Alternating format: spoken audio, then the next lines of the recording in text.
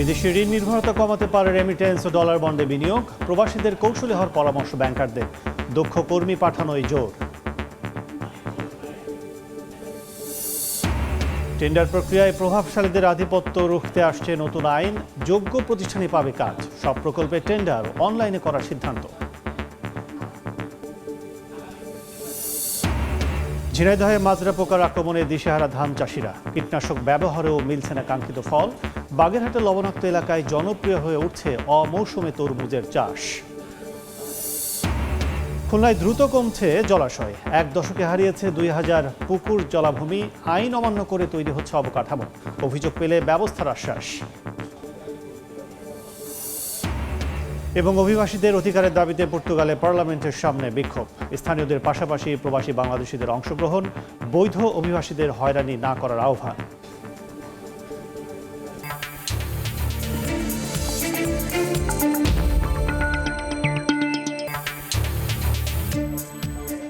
দেখছিলেন শিরোনাম। আমন্ত্রণ জানাচ্ছি দেশ ও দেশের বাইরের অর্থ বাণিজ্যে নানা খবর নিয়ে আমাদের নিয়মিত আয়োজন এ সময়ের বাণিজ্যে। আপনাদের সঙ্গে আছি আমি কাজল আব্দুল্লাহ। বিদেশি ঋণ নির্ভরতা কমিয়ে আনতে পারে রেমিটেন্স বৃদ্ধি ও ডলার বন্ডে বিনিয়োগের বাড়তি জোয়ার।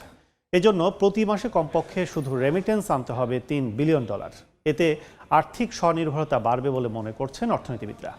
এক্ষেত্রে অবৈধ প্রবাসীদের বৈধদের অ্যাকাউন্ট ব্যবহারের পরামর্শ দিচ্ছেন ব্যাংকাররা। দক্ষ কর্মী পাঠানোর দিকে নজর দিলে বেশি রেমিটেন্স আসবে বলে মত মাইগ্রেশন বিশেষজ্ঞদের। বিস্তারিত দেখুন আমার করা রিপোর্টে। রফতানি ও প্রবাসী আয়ের সঙ্গে দেশের সার্বিক ব্যয় সমন্বয়ে নির্ভর করতে হয় বিদেশি ঋণে। বাংলাদেশ 2023-24 অর্থ বছরে বৈদেশিক ঋণ নেয় $9.5 বিলিয়ন, আর শেষ অর্থ বছর ছিল $8 বিলিয়ন। বিশেষ করে বার্ষিক ব্যয়ের ঘাটতি পূরণেই উন্নয়ন সহযোগীদের কাছে হাত পাততে হয় বাংলাদেশকে। মধ্যম আয়ের দেশে রূপান্তরের আগেই নিজস্ব সক্ষমতা বাড়াতে বিদেশি ঋণ কম নিতে রেমিটেন্স ও রফতানি আয়ে জোর দিয়ে ডলার বন্ডে প্রবাসীদের বিনিয়োগে উৎসাহিত করার পরামর্শ অর্থনীতিবিদদের। বছরে এটা 100 বিলিয়ন করা সম্ভব যদি ডায়াসপোরা বন্ড ইস্যু করেন। বিদেশে যারা থাকে আমাদের বাংলাদেশের লোক, তাদের কাছে যদি বন্ড বিক্রি করেন, গভর্নমেন্ট সরকারি বন্ড, তাহলে সেটা কিন্তু ফরেন কারেন্সি হিসাবে রেমিটেন্সের যে করিডোরগুলো আছে সেই করিডোরের ডেস্টিনেশন অনুযায়ী আপনি যদি টার্গেট করেন যে এই ডেস্টিনেশন থেকে আমরা এত বিলিয়ন নিব, এই ডেস্টিনেশন থেকে মিডল ইস্ট থেকে আমরা এত নিব। প্রবাসে লাখ লাখ শ্রমিক এখন অবৈধ। ভিসা সহ অন্যান্য সমস্যা সমাধান ও অবৈধ শ্রমিকদের রেমিটেন্স পাঠাতে কৌশলী হওয়ার পরামর্শ ব্যাংকারদের। যারা ব্যাংকের বাইরে আছে তাদেরকে যদি আমরা আরও নিয়ে আসতে পারি এবং তাদের যে কিছু প্রতিবন্ধকতা আছে, যারা বাইরে যায় অনেকেরই কিন্তু ভিসা থাকে না ঠিক মতো বা কাগজপত্র ডকুমেন্টসের সমস্যা থাকে, এটা যদি আমাদের সরকারিভাবে কিছু সহযোগিতার মাধ্যমে আমরা করতে পারি তাহলে ব্যাংকিং চ্যানেলে আরও আমাদের রেমিটেন্সটা আসবে। যাদের পারমিট বৈধ নাই তাদেরকে টাকা পাঠানোর জন্য যারা আছে অবস্থান করতেছে, তারা একটা চ্যানেল আছে, সেটা হলো তাদের নিকট আত্মীয় স্বজন যারা থাকে কিংবা পরিচিত মহল যারা থাকে তাদের মাধ্যমে টাকা পাঠাতে পারে। বাংলাদেশ ব্যাংকের তথ্য অনুযায়ী গত অর্থ বছর ইতিহাসে সর্বোচ্চ রেমিটেন্স আসে দেশে, যার পরিমাণ $30 বিলিয়ন বেশি। পরিমাণ বাড়াতে প্রবাসী আয়, পাঠানোর চার্জ কমানো ও দক্ষ শ্রমিক প্রেরণে জোর দিচ্ছেন বিশেষজ্ঞরা। যদি আমরা রেমিটেন্স প্রেরণকারীদের চার্জ ফ্রি করতে পারি, কিন্তু সেটা কিন্তু পরিষ্কারভাবে সম্ভব হবে না, কারণ বিদেশে আমাদের দেশীয় ব্যাংক এবং দেশীয় মালিকানাধীন এক্সচেঞ্জ কোম্পানি খুব কম। তো বিদেশি এক্সচেঞ্জ কোম্পানিগুলো তাদের স্বার্থে তারা রাজি হবে না। লোক বিদেশ পাঠাচ্ছে, তাদেরকে যদি আমরা আরেকটু প্রশিক্ষণ দিয়ে পাঠাতে পারতাম এবং আধুনিক মানের প্রশিক্ষণ যদি দিয়ে পাঠাতে পারতাম, তাহলে এই সংখ্যাটা আরও অনেক বাড়তে বলে আমি মনে করি। বিশ্বজুড়ে 1 কোটির বেশি বাংলাদেশি বসবাস করলেও এর মধ্যে বেশিরভাগই অদক্ষ বলে জানায় প্রবাসী শ্রমিকদের নিয়ে কাজ করা গবেষণা প্রতিষ্ঠানগুলো। কাজল আব্দুল্লাহ, সময় সংবাদ, ঢাকা। দর্শক, প্রতিবেদনে দেখলাম এ বিষয়ে বিস্তারিত আলোচনার জন্য আমাদের সঙ্গে স্টুডিওতে উপস্থিত হয়েছেন অগ্রণী ব্যাংকের উপব্যবস্থাপনা পরিচালক মোহাম্মদ আবুল বাশার। এ সময় বাণিজ্যে আপনাকে স্বাগত জানাচ্ছি। ধন্যবাদ। আমরা শুরুতে একটু চাচ্ছি, সেটা হচ্ছে প্রতিবেদনে দেখলাম যেভাবে রেমিটেন্সের আস্ফালন আমরা গত বছর দেখেছি, তার আগের বছরের তুলনায় প্রায় $7 বিলিয়ন আমাদের বেশি হয়ে গেছে। এই আস্ফালন কিংবা ধারাবাহিকতা আর রক্ষা করা কিংবা রাখার জন্য কি প্রসেস আরও সহজ করা যায়, কি মনে করেন? সত্যিকার অর্থে রেমিটেন্স আহরণের যে সেবা, এই সেবার মান সবসময় বাড়াতে হবে এবং সেটা এখন টেকনোলজি বেসড, টেকনোলজির সাথে আপনাকে তাল মিলাতে হবে। আর সেবা এমন একটা জিনিস, একটা আপেক্ষিক বিষয়, এটা আপনি একটা পর্যায়ে বলতে পারবেন না যে সেবার সর্বোচ্চ পর্যায়ে আপনি আছেন। পরিবেশ পরিগত অবস্থা চেঞ্জের সাথে সাথে আপনার এই সেবার মান সেবা চেঞ্জ হয়ে যাবে আপনাকে। তো মূলত যেখানে কাজ করতে হবে সেটা হলো যে প্রবাসীদের সমস্যাটা কী, সেই সমস্যাটা আগে বুঝতে হবে। আপনারা জানেন এর আগে আমি অগ্রণী রেমিটেন্স হাউস মালয়েশিয়া, আমাদের অগ্রণী ব্যাংকের একটা সিস্টার কনসার্ন, সেটার আমি সিইও হিসেবে ছিলাম মালয়েশিয়াতে, কয়েক বছর কাজ করার সুযোগ হয়েছে আমার আসলে বাস্তবতাটা পুরো দেখার সুযোগ হয়েছে, ফিল্ডে থেকে আমি কাজ করার সুযোগ হয়েছে। তো আমি দেখেছি যে তাদের যে সমস্যাগুলো, তাদের বড় সমস্যা হলো যে মালয়েশিয়াতে যেটা দেখেছিলাম, এখন যেটা হচ্ছে মালয়েশিয়া এবং স্পেশালি মধ্যপ্রাচ্যে যে প্রচুর অবৈধ শ্রমিক আছে আমাদের, অনেক বেড়ে গেছে। তো অবৈধ হওয়ার কারণে তারা আসলে বৈধ চ্যানেলে টাকা পাঠাতে পারে না। তখন তারা আশ্রয় নেয় অন্য একজন হুন্ডির মাধ্যমে অথবা অন্য একজন বৈধ যে শ্রমিক আছে তার মাধ্যমে টাকা পাঠানোর। আর আরেকটা বড় সমস্যা হলো যখন অবৈধ হয়ে যাচ্ছে সে কিন্তু মেইন স্ট্রিমে ভালো জায়গায় কাজ খুঁজে পাচ্ছে না। সে তাকে একটা প্রত্যন্ত অঞ্চলে একটা যেন তাকে পুলিশ ধরতে না পারে বা ইমিগ্রেশন কর্তৃপক্ষ তাকে ট্রেস করতে না পারে, সে এমন একটা জায়গায় কাজ করতেছে যেখানে সে ওইভাবে বেতন পাচ্ছে না। আর যারা নিয়োগ কর্তৃপক্ষ তারাও এই সুবিধাটা নিচ্ছে, সুযোগটা নিচ্ছে, তারা আসলে ওইভাবে তাকে সেইভাবে রিমিউনারেশন দিচ্ছে না। এটা একটা বড় সমস্যা। আবার এখানে বাধ্য হয়ে হুন্ডি তো তখন টাকা পাঠাতে হয়। হুন্ডিতে টাকা পাঠাতে সে বাধ্য হচ্ছে, তার কোনো ওয়ে নেই সেখানে। এখন সেক্ষেত্রে এই হুন্ডি নিয়ন্ত্রণ কিংবা ব্যাংকিং চ্যানেল দোরগোড়ায় আর কতটা নিয়ে যাওয়া যায়? সেক্ষেত্রে ব্যাংকগুলোর শাখা বিস্তৃত কিংবা অন্যান্য টেকনোলজির সাথে তাদের বিভিন্ন অ্যাপসের সাথে কোম্পানির সাথে মার্চ করা কতটুকু? আসলে এখানে হুন্ডির মূল জিনিসটা যেটা আমরা দেখেছি সেটা হলো যে আমাদের দেশের থেকে যে অর্থ পাচার, এটি বড় সমস্যা। যে অর্থ পাচার হয়েছে যার জন্য হুন্ডি হয়েছে। কিভাবে হয়েছে এটা? যখন একজন আমাদের যে অর্থ টাকাটা নিল সে ওই দেশে একটা স্থাপনা ক্রয় করবে বা একটা ব্যবসা সে ইনভেস্ট করবে, তখন তার ফরেন কারেন্সি দরকার। তখন সে যেই আমাদের এক্সচেঞ্জ রেটগুলো আমাদের যে ব্যাঙ্কগুলো অফার করতেছে আমাদের শ্রমিক ভাইদেরকে, তার চেয়ে বেশি তারা টাকা অফার করতেছে, প্রায় পার ডলারে 1 টাকা 2 টাকা, এমনকি 2 টাকাও তারা নিয়ে যাচ্ছে। যারা আসলে অবৈধভাবে টাকা নিচ্ছে তাদের কাছে এক্সচেঞ্জ রেট কোনো ফ্যাক্টর না, কোনো বিষয় না। এখানে 1 টাকা বেশি হলো কি 2 টাকা বেশি হলো কিচ্ছু আসে যায় না, কারণ তাদের এই যে টাকাটা সে তো কষ্ট করে অর্জন করে নেই, তার টাকা ওখানে ফরেন কারেন্সি দরকার। সেই ক্ষেত্রে সে বেশি টাকা দিয়ে কারেন্সি অবৈধ টাকা নিয়ে নিচ্ছে। তো ওখানে এই যে হুন্ডির জন্য এই শ্রমিক কিছু লোক আছে আমাদেরই বাংলাদেশি ভাই, তারা এইটার সাথে জড়িত। তারা কাজ করে না, তারা কোন কোন শ্রমিক অবৈধ আছে তাদের কাছে সমস্ত লিস্ট আছে, তারা একটা ডাটাবেজ মেনটেন করে। এবং তার এমন হয় যে তার যখন ফরেন কারেন্সি দরকার, সে ওখানে বলতে যে তোমার বাড়িতে আমি টাকা পাঠাই, এখন সে বেতন পায়নি, হয়তো 1 সপ্তাহ বাকি আছে বেতনের, তার বাড়িতে টাকা প্রয়োজন, ওই গ্রুপ টাকা পাঠিয়ে দিচ্ছে বাড়িতে। ওরা ওই বলছে আমি টাকা পেয়ে গেছি, ওই শ্রমিক 7 দিন পরে বেতন পেয়ে তাকে টাকা দিচ্ছে।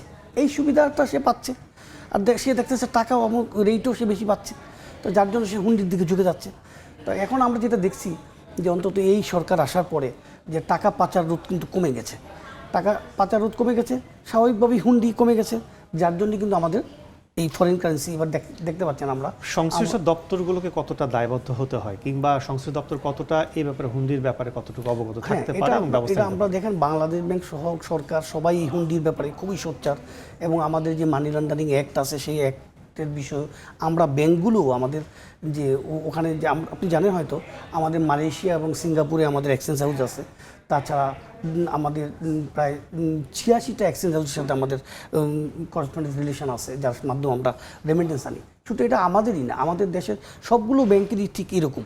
এবং সবাই আমরা বিদেশে যে আমাদের যে এক্সচেঞ্জ হাউসগুলো আছে এবং আমাদের দেশে যে আমাদের বিরাট নেটওয়ার্ক আছে ব্রাঞ্চগুলোর মাধ্যমে আমরা কিন্তু তাদের মধ্যে সচেতনতা সৃষ্টি করি আমরা। এবং যারা এখান থেকে টাকাটা গ্রহণ করতে আসছে, আলটিমেট যে টাকা রিসিভার, তাকে আমরা বলতেছি যে এই টাকা যদি আপনি অবৈধ আসে তার কী হবে, কী ধরনের শাস্তি হতে পারে এবং কী ধরনের ঝুঁকি থাকতে পারে সেটা সম্পর্কে আমরা তাদেরকে সচেতন করি।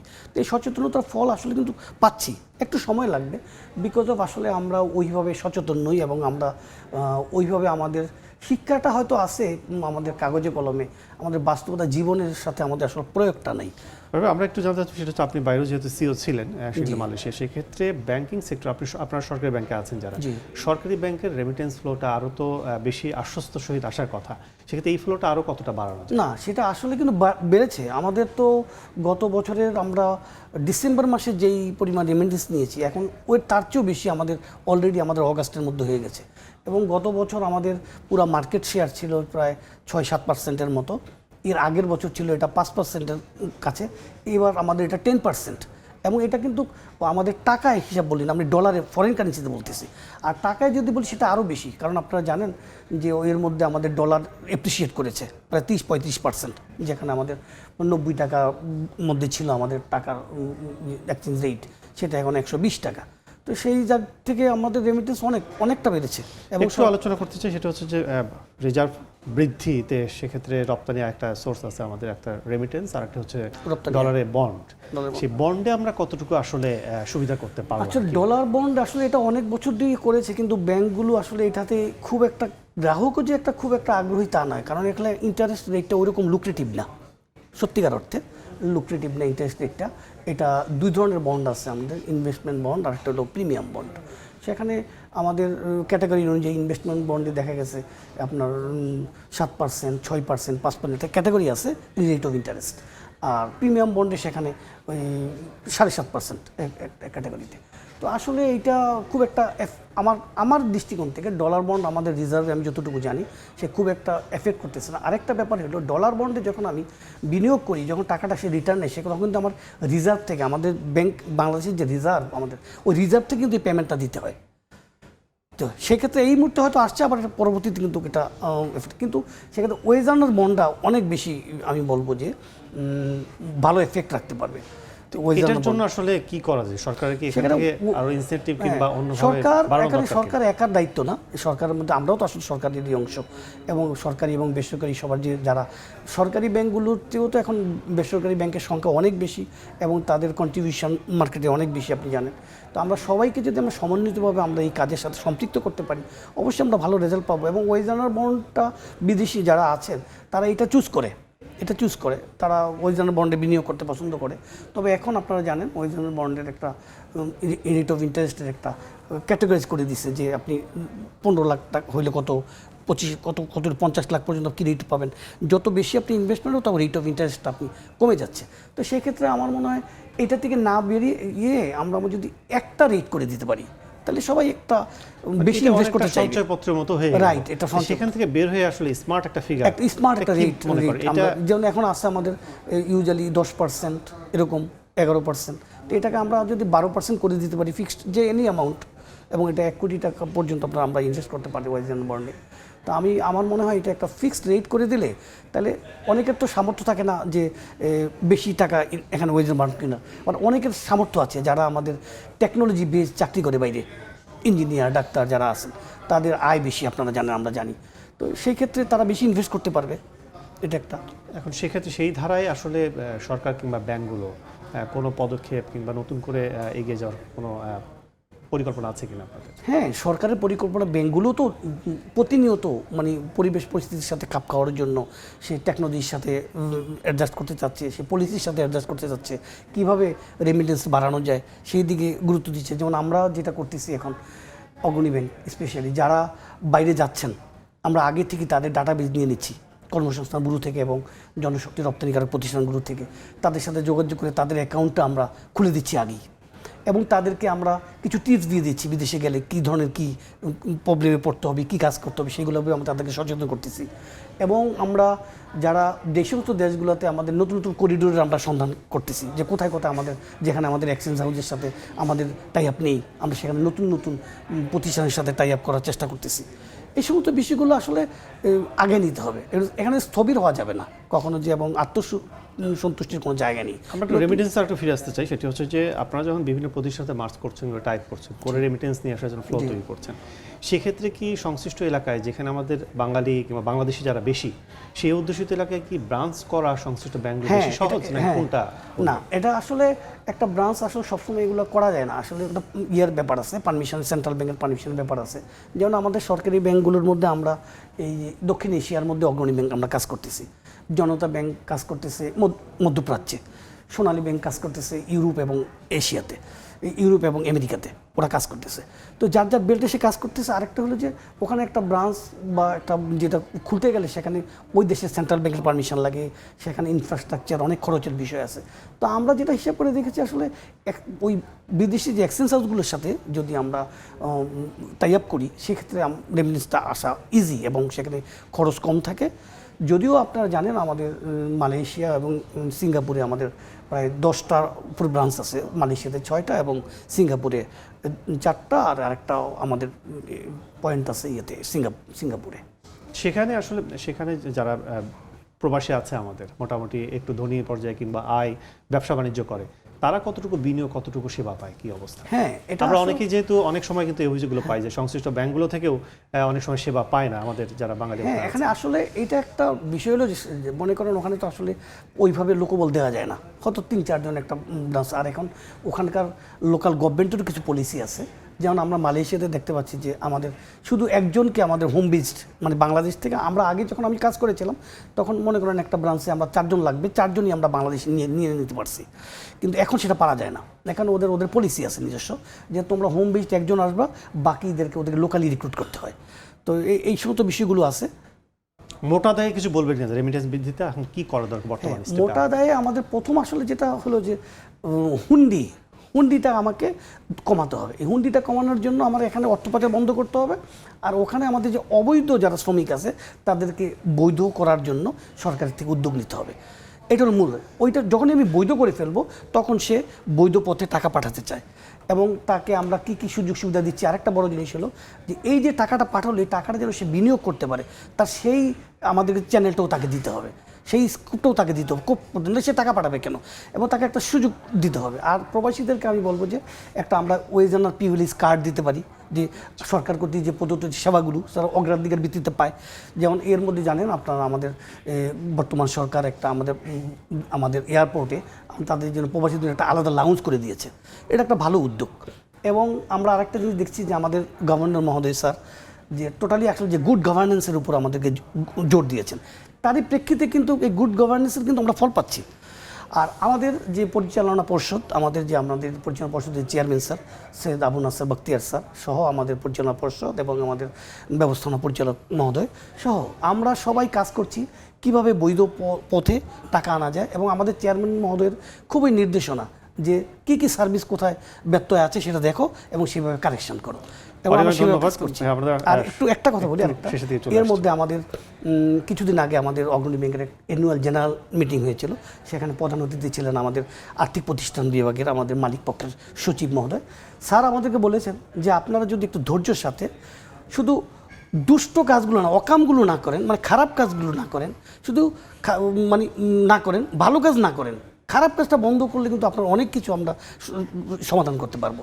এবং আমরা কিন্তু সেই জিনিসটি দেখছি আমাদের সচিব মহোদয়ের, আমাদের গভর্নর স্যারের সেই বিষয়গুলো আমরা রেজাল্ট পাচ্ছি। আপনারা জানেন এখন ব্যাংকিং এরিনাতে এখন একটা স্থির অবস্থা আছি আমরা। অনেক ধন্যবাদ আমাদের সাথে আলোচনায় এসে যুক্ত হওয়ার জন্য। ধন্যবাদ আপনাকে।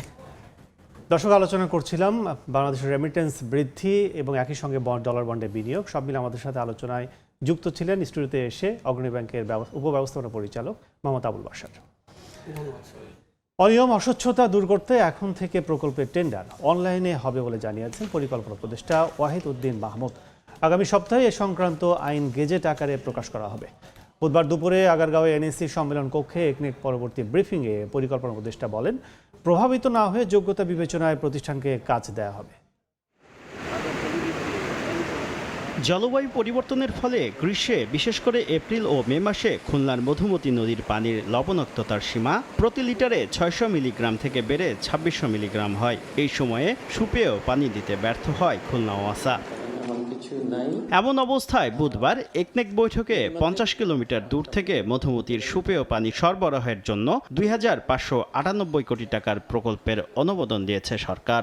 যেহেতু খুলনা অবহেলিত, আমরা এটা পাশ করে দিয়েছি, কিন্তু খুলনা নগরে আসলে ভবিষ্যতে পানি এটা সামান্য, এটা দিয়ে পুরো খুলনা শহরের হবে না। ব্রিফিংয়ে পরিকল্পনা উপদেষ্টা জানান, এখন থেকে নতুন সব প্রকল্পে টেন্ডার প্রক্রিয়া সম্পন্ন হবে অনলাইনে। রেল, জ্বালানি সহ বিভিন্ন মন্ত্রণালয়ের কেনাকাটায় প্রভাবশালী প্রতিষ্ঠানের আধিপত্য রুখতে আসছে নতুন আইন। ফাঁকফোকর বন্ধ করায় কর্মকর্তারা এখন প্রকল্প পরিচালক হতে আগ্রহ দেখাচ্ছেন না বলে মন্তব্য করেন ওয়াহিদ উদ্দিন মাহমুদ। রেলওয়ের প্রকল্প হোক, সড়ক জনপথের প্রকল্প, পানি সম্পদ বিভাগের প্রকল্প, কয়েকটা কোম্পানির দখলে ছিল, এবং বিধিবিধানগুলোর ফলে যেভাবে একটা হলো তো অনলাইনে হবে, আর একটা হলো এর ফলে যেটা হবে যে দরপত্র মূল্যায়ন প্রক্রিয়া বিশ্বমানের উন্নত হবে। শুধু তাই নয়, সারা দেশে খাস জমি উদ্ধারে জ্বালানি, শিল্প ও পরিবেশ উপদেষ্টাকে নিয়ে কমিটি গঠন করেছে সরকার। এখন থেকে প্রকল্প বাস্তবায়নে খাস জমি রেখে কৃষি জমি অধিগ্রহণ করা হবে না বলে জানান পরিকল্পনা উপদেষ্টা। 2 মাসের মধ্যে আমরা বলেছি একটা যত খাস জমি পড়ে আছে অব্যবহৃত তার একটা হিসাব আমরা গ্রহণ করব। প্রায় ৮,৩33 কোটি টাকা ব্যয়ে 13টি প্রকল্পের অনুমোদন দেওয়া হয়েছে একনেক বৈঠকে। শুভ খান, সময় সংবাদ, ঢাকা। এখন এটা হলো এবার বন্দর বাণিজ্যের খবর।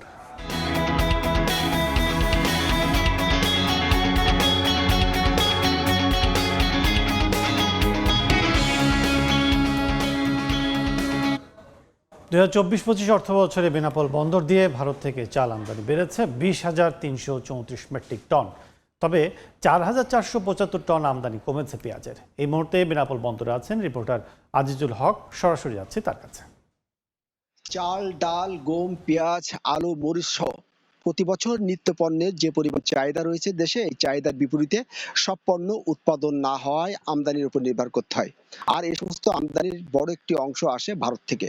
তবে গত কয়েক বছর ধরে এই সমস্ত পণ্যের আমদানি ক্ষেত্রে ভারতের বাণিজ্য মন্ত্রণালয়ের কখনো মূল্যবৃদ্ধি, কখনো আমদানিতে নিষেধাজ্ঞা, আবার কখনো কঠিন কঠিন শর্তের কারণে আমদানি বাণিজ্যে বড় ধরনের ঘাটতি তৈরি হয়েছে। ফলে কিন্তু 2023-24 অর্থ বছরের চাইতে 2024-25 অর্থ বছরে আমরা দেখতে পেয়েছি 73,199 মেট্রিক টন খাদ্যদ্রব্যের বাণিজ্যের ক্ষেত্রে ঘাটতি দেখা গিয়েছে। বন্দরে পরিসংখ্যান বলছে 2023-24 অর্থ বছরে চাল আমদানি হয়েছিল 21,384 মেট্রিক টন। 2024-25 বছর অর্থ বছরে এসে চাল আমদানি পরিমাণ দাঁড়িয়েছে 1,150 টন। 2023-24 অর্থ বছরে ডাল আমদানি পরিমাণ ছিল 1,000 টন। অপরদিকে 2024-25 অর্থ বছরে ডাল আমদানি পরিমাণ 78,947 টন। পেঁয়াজ আমদানি পরিমাণ ছিল 2023-24 অর্থ বছরে 200 মেট্রিক টন। 24-25 অর্থ বছরে 15,295 টন। এছাড়া আমরা দেখতে পেয়েছি যে চিনি এবং গম আমদানি পুরোটাই বন্ধ ছিল।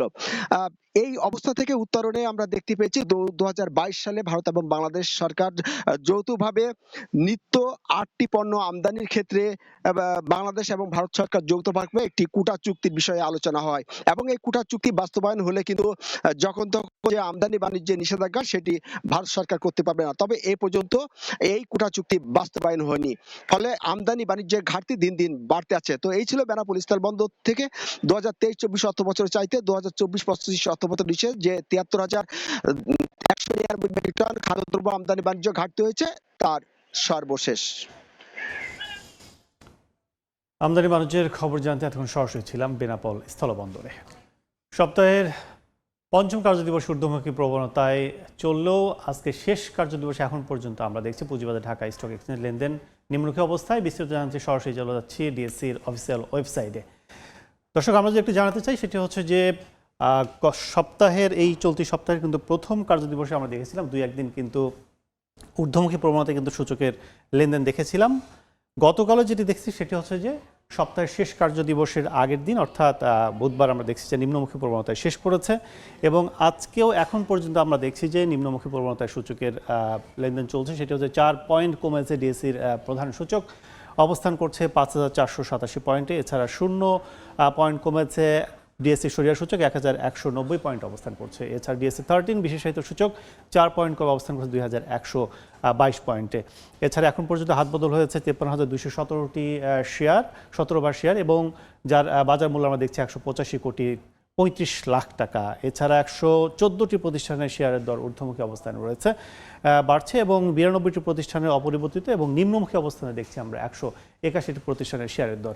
সেক্ষেত্রে আমরা যদি টপ 20 অর্থাৎ শীর্ষ 20টি প্রতিষ্ঠান, যে প্রতিষ্ঠানগুলো শুরুতে আমরা দেখছি সেটি হচ্ছে যে খান ব্রাদার্স পিপি অর্থাৎ পাওয়ার ওভেন প্রতিষ্ঠানটি তাদের 161 টাকা 40 পয়সাতে প্রতিটি শেয়ার হাতবদল করছে। সর্বোচ্চ মূল্য ছিল 165 টাকা 20 পয়সা। এছাড়া সে পোর্টাল লিমিটেড প্রতিষ্ঠানটি তাদের 38 টাকা 30 পয়সায় প্রতি শেয়ার বিক্রি করতে। সব মিলে বলা চলে যে সূচকের ঊর্ধ্বমুখী প্রবণতায় সপ্তাহ শেষ করলেও এখন পর্যন্ত আমরা দেখছি যে নিম্নমুখী প্রবণতা কিন্তু লেনদেন চলছে। তো এই ছিল ডিএসসির এখন পর্যন্ত। মালয়েশিয়ায় পাঠানোর প্রলোভন দেখিয়ে লোকজনকে এনে টেকনাফের পাহাড়ি আস্তানায় রাখছে পাচারকারীরা। মালয়েশিয়ায় না পাঠিয়ে মিয়ানমারে আটকে রেখে আদায় করছে মুক্তিপণ। বিজিবির অভিযানে 11 জনকে উদ্ধার এবং মানব পাচারে জড়িত 12 জনকে আটকের পর বেরিয়ে এসেছে চাঞ্চল্যকর তথ্য। কক্সবাজারের মেরিন ড্রাইভ, এক পাশে সাগর, অন্য পাশে পাহাড়ের অবস্থান। এই সুযোগকে কাজে লাগিয়ে আবারও সক্রিয় হয়ে উঠেছে মানব পাচারকারী চক্রের কয়েকটি গ্রুপ। চক্রটি উচ্চ বেতনের চাকরির প্রলোভনে বাংলাদেশ ও রোহিঙ্গা জনগোষ্ঠীর লোকজনকে মালয়েশিয়ায় পাচার করছে। বিজিবি জানায়, স্থানীয় কিছু প্রভাবশালী ব্যক্তির ছত্রছায়ায় বেশ কয়েকটি সংঘবদ্ধ চক্র মিয়ানমার থেকে বাংলাদেশ এবং বাংলাদেশ হতে মিয়ানমার হয়ে মালয়েশিয়া পর্যন্ত মানব পাচার ও মাদক পাচারের সঙ্গে জড়িত।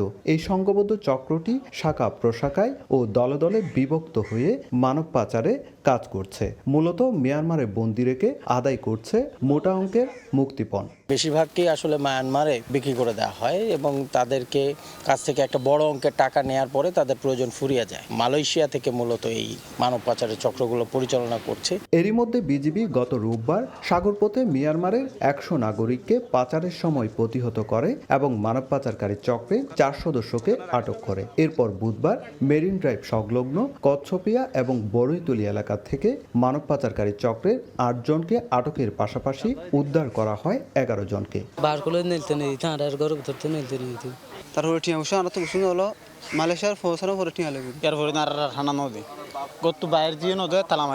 গত 8 মাসে কক্সবাজারের টেকনাফ থেকে মানব পাচারকারী চক্রের 62 জন সদস্যকে আটক করেছে বিজিবি। সুজাউদ্দিন রুবেল, সময় সংবাদ, কক্সবাজার।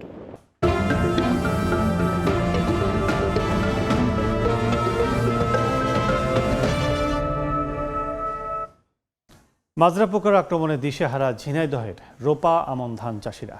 কীটনাশক ব্যবহার করেও মিলছে না কাঙ্ক্ষিত ফল। সার্বক্ষণিক কৃষকদের পাশে থেকে পরামর্শ দেওয়া হচ্ছে বলে জানিয়েছে স্থানীয় কৃষি বিভাগ। ঝিনাইদহের শৈলকুপা উপজেলার নাকল গ্রামের বিস্তীর্ণ মাঠ জুড়ে কেবলই সবুজ ধানের চারা। কয়েকদিন আগে রোপণ করা হয়েছে আমন ধান। এরই মধ্যে আবার ধানে দেখা দিয়েছে মাজরা পোকার আক্রমণ। এতে দিশেহারা হয়ে পড়েছেন কৃষকরা। একই চিত্র সদর, কালীগঞ্জ, হরিণাকুণ্ডু, মহেশপুর ও কোটচাঁদপুর উপজেলাতেও। কৃষকরা বলছেন, মাজরা পোকার আক্রমণে অনেক গাছ শুকিয়ে সাদা হয়ে যাচ্ছে, ব্যাহত হচ্ছে ধানের স্বাভাবিক বৃদ্ধি। কীটনাশক স্প্রে করেও মিলছে না ফল। এতে খরচ যেমন বেড়ে যাচ্ছে, তেমনি ফলন নিয়েও দেখা দিয়েছে অনিশ্চয়তা। ধান তো ভাই মাজরা পোকায় শেষ হয়ে গেল, সার ওষুধ কিছুই পাচ্ছি না। আমার 7 বিঘে জমি ধান, আমি 2 বার ওষুধ দিয়েছি, ওষুধই কোনো কাজ হচ্ছে না। মাজরা পোকায় কেটে দিচ্ছে, কেটে দেওয়ার পর ধান লাল হয়ে যাচ্ছে। আমরা কোনো এর বিধি ব্যবস্থা খুঁজে পাচ্ছি না। এবার মাজরার পরিমাণ খুব বেশি, গড়ে লেগে খাইয়ে যাচ্ছে, মাছ কাটি কাটি ফেলা দিচ্ছে। কৃষি বিভাগ বলছে, পোকার আক্রমণ থেকে বাঁচতে নিয়মিত পরামর্শ দেওয়া হচ্ছে কৃষকদের। আমরা কৃষকদের মাঝে লিফলেট বিতরণ করেছি, এছাড়া পার্চিং সম্পন্ন করেছি, এছাড়া কৃষকদেরকে নিয়ে উপসহকারীর মাধ্যমে উঠান বৈঠক সম্পন্ন করেছি। পাশাপাশি আমরা মাঠে যাচ্ছি, দেখছি যে যে পরামর্শ প্রয়োজন আমরা সেদিকে দিচ্ছি। জেলা কৃষি সম্প্রসারণ অধিদপ্তরের তথ্য মতে চলতি মৌসুমে জেলার 6 উপজেলায় 1,04,000 হেক্টর জমিতে আমন ধানের আবাদ হয়েছে, যা থেকে ধান উৎপাদনের লক্ষ্যমাত্রা নির্ধারণ করা হয়েছে 5,64,139 মেট্রিক টন। লোটাস রহমান সোহাগ, সময় সংবাদ, ঝিনাইদহ। বাগেরহাটের লবণাক্ত এলাকায় দিন দিন জনপ্রিয় হয়ে উঠছে অমৌসুমে তরমুজ চাষ। ফলন ভালো হয়, লাভের মুখ দেখছেন চাষিরা। দূর থেকে দেখলে মনে হয় লাউ বা কুমড়া ঝুলছে গাছে, কাছে গেলে দেখা মেলে নানা রঙের তরমুজের সমারোহ। বাগেরহাট জেলার ফকিরহাট উপজেলার ডগর মৌভ গ্রামের বিশ্বজিৎ তার মৎস্য ঘেরের পাড়ে এবার প্রথমবারের মতো তরমুজ চাষ করেন। চারদিকে লবণ পানির মধ্যে ভালো ফলন পেয়েছেন। খরচও তুলনামূলক কম হওয়ায় লাভবান হয়েছেন বিশ্বজিৎ। অন্যান্য ফসলের তুলনায় খরচ অনেকটাই কম, রোগবালাই কম এবং লাভ অনেকাংশে বেশি। 60 থেকে 65 হাজার টাকা খরচ হয়েছে।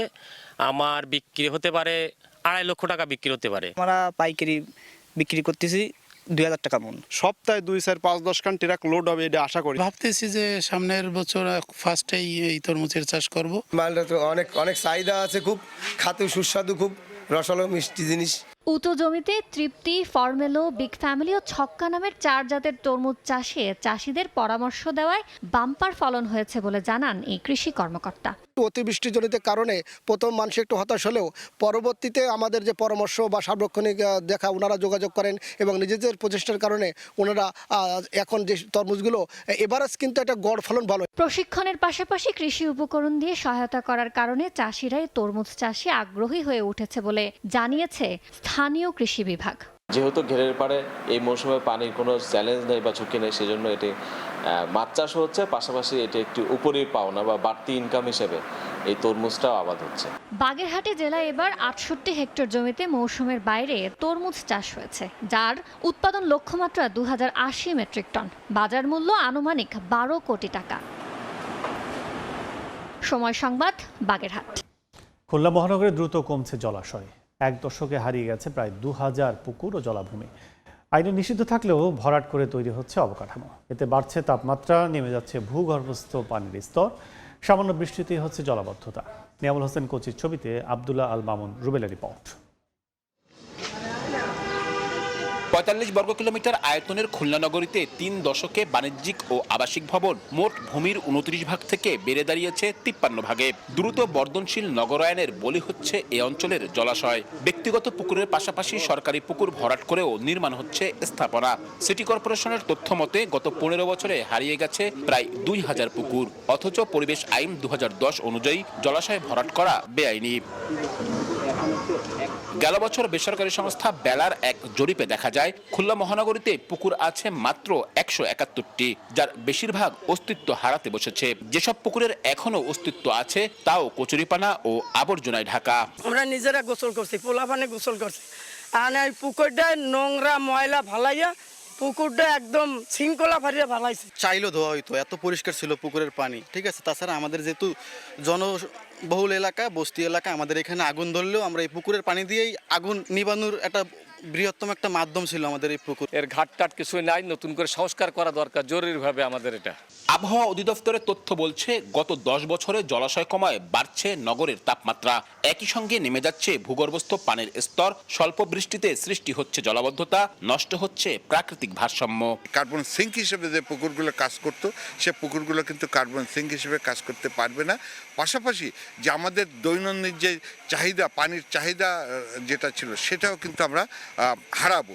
সম্প্রতি নগরীর মাত্র 18টি পুকুর সংরক্ষণের উদ্যোগের কথা জানায় সিটি কর্পোরেশন, আর খোঁজ পেলে আইন প্রয়োগের কথা বলে দায় সারছে পরিবেশ অধিদপ্তর। বস্তি এলাকায় গোসল করার জন্য এবং ওয়াশিং পারপাসে এই পুকুরগুলোই সাধারণত ব্যবহার হয়। শহরের মধ্যে জলাশয়, পুকুর এগুলো না থাকলে শহরের হিট আইল্যান্ড বেড়ে যাবে, গরমের উত্তাপ বেড়ে যাবে। পুকুর ভরাটের কোনো সংবাদ আমরা যে কোনো মাধ্যম দিয়ে পেয়ে থাকি, পাওয়ার সাথে সাথেই আমরা সেটা পরিদর্শন করে তাদের বিরুদ্ধে মামলা করি এবং এই পুকুর সংস্কারের জন্য বিভিন্ন কর্তৃপক্ষকে অবহিত করি। বর্তমানে খুলনা মহানগরীতে অস্তিত্ব পাওয়া 171টি পুকুরের মধ্যে 56টি সরকারি, 14টি বেসরকারি, প্রাতিষ্ঠানিক 38টি এবং বাকিগুলো ব্যক্তিগত ও যৌথ মালিকানাধীন।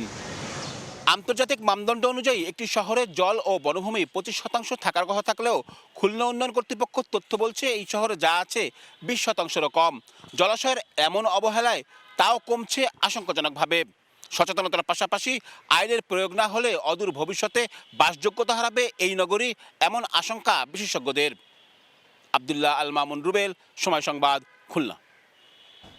Akij food and beverage limited বাজার নিয়ে এলো সাশ্রয়ী মূল্যে বোতলজাত বিশুদ্ধ পানি। সম্প্রতি রাজধানীর এক 5 তারকা হোটেলে জমকালো আয়োজনের মধ্য দিয়ে উদ্বোধন করা হয় নতুন brand Akij drinking water. Active pulse half ম্যারাথনের এক্সপোতে মোড়ক উন্মোচিত হয় এই নতুন ব্র্যান্ডের। সাশ্রয়ী মূল্যে সবার জন্য বিশুদ্ধ পানি, এই স্লোগানকে সামনে রেখে প্রথম ধাপে বাজারজাত করা হয়েছে 330 মিলির বিশুদ্ধ পানি মাত্র 10 টাকায়। খুব শীঘ্রই বাজারে আসবে 500 মিলি ও 2 লিটারের পানির বোতল।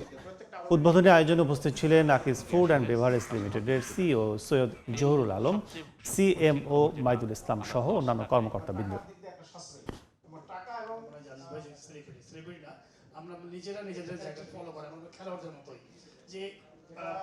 আমরা বরাবরই দেখে থাকি যে আমিও নিজেকে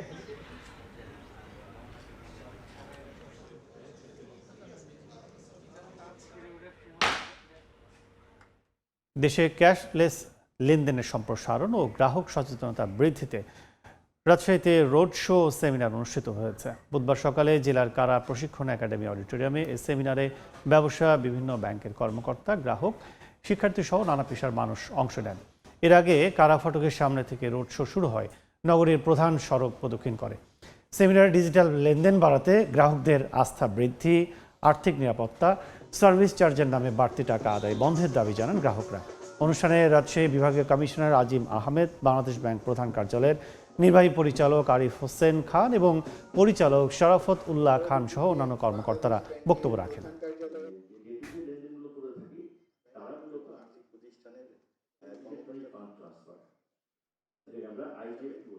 আমাকে এখানে কিছু বলার জন্য ওজন করে পাঁচটা করে দিতে হয়। এই বিষয়টা পেমেন্ট টাকাটা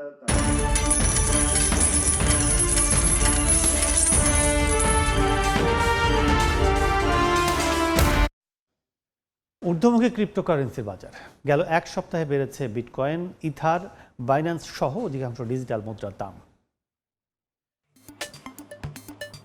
বিশ্ববাজারে বাড়ছে ক্রিপ্টোকারেন্সির দাম। গেল এক সপ্তাহে বিটকয়েনের দাম 1.88% বেড়ে দাঁড়িয়েছে $1,17,534। দাম বেড়েছে ইথারেরও। গেল সপ্তাহে 3.47% বেড়ে ইথার দাঁড়িয়েছে $4,610.5। $10 বেশি বেড়েছে বাইন্যান্সের দাম, লেনদেন হচ্ছে $993। 7.79% বেড়ে বৃহস্পতিবার সোলানার দাম দাঁড়িয়েছে $246। তবে ট্রেডিং ইকোনমিক্সের পূর্বাভাস বলছে চলতি প্রান্তিক শেষে কিছুটা কমে যেতে পারে বেশিরভাগ ক্রিপ্টোকারেন্সির দাম। জিনাতারা জশোয়া, সময় সংবাদ। Kuwait chamber of commerce and industry আমন্ত্রণে প্রবাসী ব্যবসায়ীদের সঙ্গে মতবিনিময় করেছে বাংলাদেশের শীর্ষ ব্যবসায়ী প্রতিনিধি দল। বুধবার স্থানীয় সময় বিকেলে বাংলাদেশ দূতাবাসের মাল্টিপারপাস হলে এ সভার আয়োজন করা হয়। এ সভাপতিত্ব করেন দেশটিতে নিযুক্ত রাষ্ট্রদূত মেজর জেনারেল সৈয়দ তারেক হোসেন। সভায় প্রবাসী ব্যবসায়ীরা দেশে পণ্য আমদানি রপ্তানি প্রক্রিয়ায় ভোগান্তির কথা তুলে ধরেন। মূলধনের নিরাপত্তা নিশ্চিত হলে বিনিয়োগের আগ্রহ প্রকাশ করেন তারা। সভায় বাংলাদেশ থেকে অংশ নেয়া প্রতিনিধিরা বিনিয়োগে উৎসাহিত করার পাশাপাশি কুয়েতমুখী পণ্য রপ্তানিতে সর্বাত্মক সহযোগিতার আশ্বাস দেন। মতবিনিময় সভায় অংশ নেন পররাষ্ট্র বাণিজ্য মন্ত্রণালয়ের প্রতিনিধিরা, দেশের শীর্ষ ব্যবসায়ী সংগঠনের নেতৃবৃন্দ এবং কুয়েত প্রবাসী ব্যবসায়ীরা। এই ছিল এ সময় বাণিজ্যে। সময় সংবাদের সঙ্গে থাকবেন অর্জিতা শেহজিন। ধন্যবাদ কাজল। সময় সংবাদের সঙ্গে আছি আমি অর্জিতা শেহজিন। সঙ্গে থাকুন সময়ের।